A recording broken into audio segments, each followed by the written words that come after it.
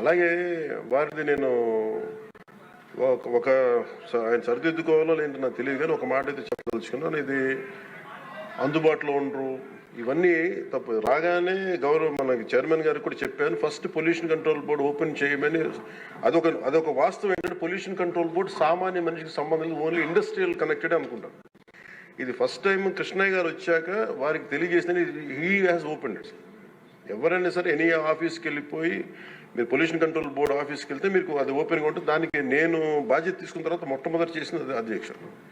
కాకపోతే దీని మీద అవగాహన కల్పించాలి. అసలు వెళ్తే కొంత సమాధానం, ఎందుకంటే first of all there is extensive employment shortage ఉంది, దానికి అదొక మేజర్ సమస్య.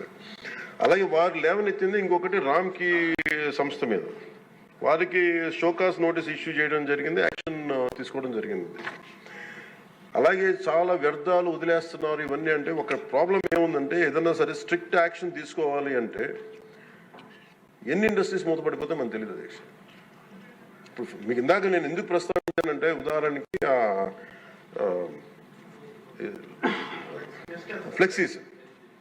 ఇప్పుడు ఫ్లెక్సీలని వెంటనే మనందరికీ తెలుసు, ఫ్లెక్సీస్ మైక్రో లెవెల్ డిస్ట్రిబ్యూట్ అయిపోయి భూమిలోకి వెళ్ళిపోతున్నాయి, నీళ్ళలోకి వెళ్ళిపోతున్నాయి, గాల్లో కలిసిపోతున్నాయి, ఆ తిరిగి తల్లి గర్భంలోకి వెళ్ళిపోతుంది, ఇవన్నీ తెలుసు. కానీ ఏదైనా వెంటనే బ్యాన్ చేద్దామంటే it has become an employment source for many people.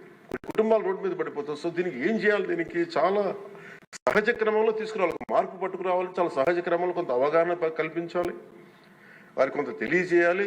సడన్గా మెషిన్